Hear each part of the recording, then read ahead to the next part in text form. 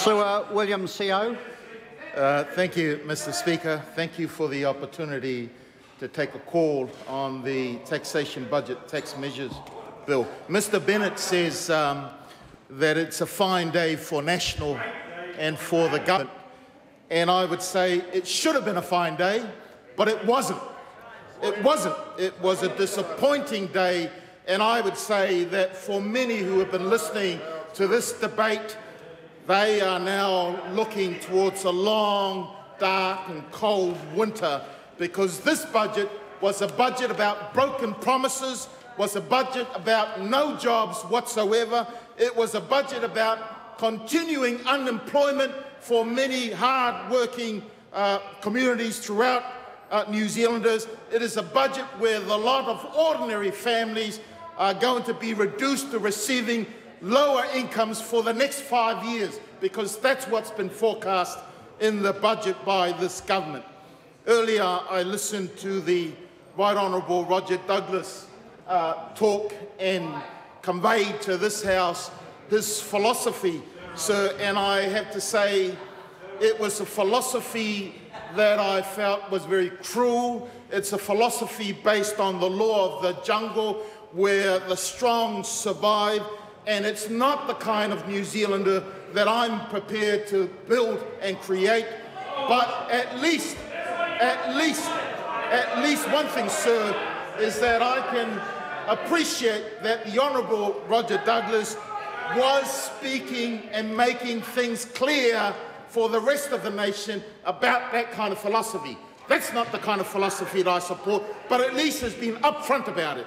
I cannot say that, sir, about the National Party and Mr. Key. I mean, this bill that we're now debating is a bill that repeals the national government's tax cut promises.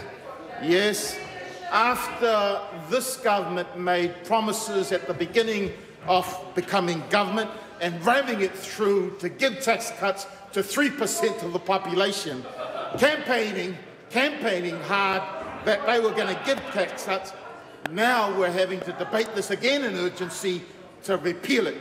And yes, the Labour Party is supporting it because it was the wrong thing to do in the first place, and it continues to be wrong.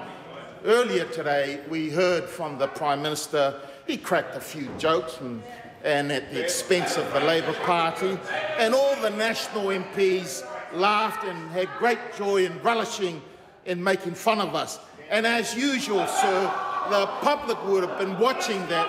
They would have noted that Mr. Key uses jokes and laughter to hide the truth. And what is the truth? I want to quote to you, sir. In John Key's speech at the National Party election campaign launch on 12th of October 2008, this is what he said. In laying out our economic plan, National has been very clear about our priorities. We all know what will be the first to go under Labour, whether they want to admit it or not, and that is the rest of their tax cut package. Well, unlike Labour, John Key says, I'm going to be straight up about my priorities. That's why I'm sending a card to all of you.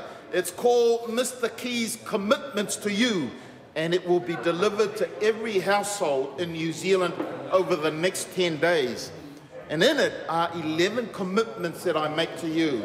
The very first commitment, Mr. Speaker, on my key commitments to you reads, strengthen the economy, increase after-tax incomes, and ensure Kiwis can get ahead under their own steam by reducing personal taxes on 1st of April 2009, 1st of April 2010, and 1st of April 2011.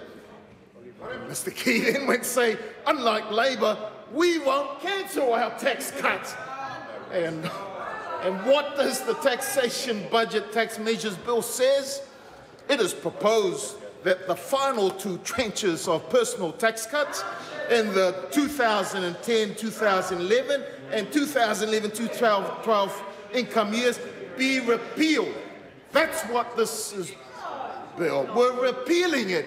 It is a budget of broken promises, sir. by first promising the nation that he's giving tax cuts, laughing about it, making fun of it, and now we're having to repeal it in urgency again. Mr. Key and the National Party should have never made that promise of tax cuts. They knew it was wrong. They were warned. This party here protested about it. They should have never implemented the tax cuts, and particularly when it favoured the higher incomes. What about the rest of ordinary New Zealanders who are working day and night to not only make their families better off and trying to support their families, but also moving the engine of New Zealand ahead? And when the tax cuts were introduced, I have to say, it created greed and individualism throughout many people that probably wouldn't have ever considered tax cuts. And it was probably the wrong thing to do, because in this time and in the circumstances that we find ourselves in, we should have been working together. We should have been helping the least, the weak, those who need the help the most. But instead of giving tax cuts to that group of people, they didn't. They didn't, sir. And John Key, in my view, owes New Zealanders across this nation an apology for their turnaround.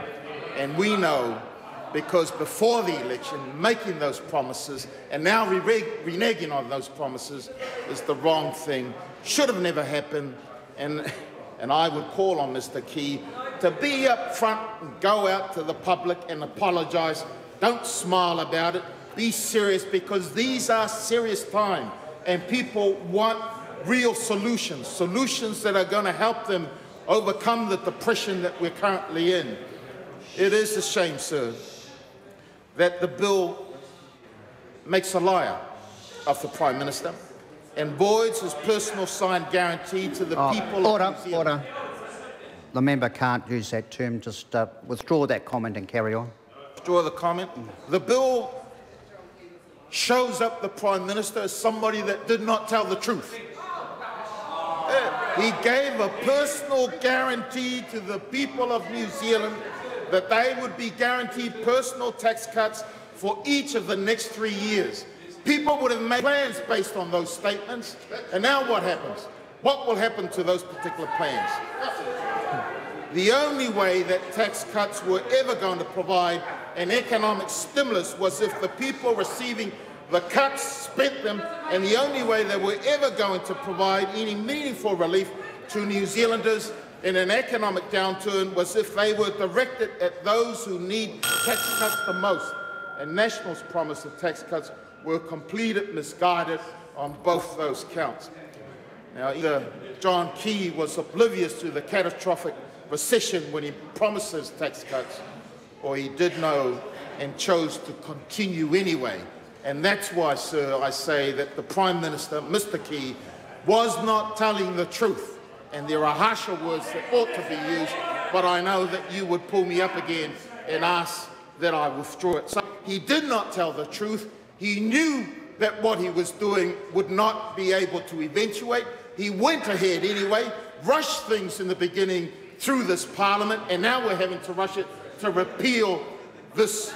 And he's using, I believe, sir, the recession to be able to appeal. But look at what Colin Espiner said about the budget in his blog today. There is no real vision or big new ideas. They have already raided KiwiSaver, and now they have stopped contributions to the New Zealand Super Fund.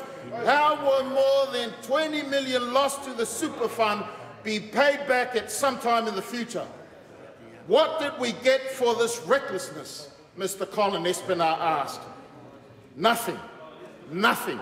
Not even new training, not even new investment to ensure that this economy is going to grow. There's been a lot of fancy words being used when I listen to this debate, sir, but they're all hollow words. They're hollow words. There's been no substance, and I know families living out there listening to this debate will see the hollowness of the words of this government. I call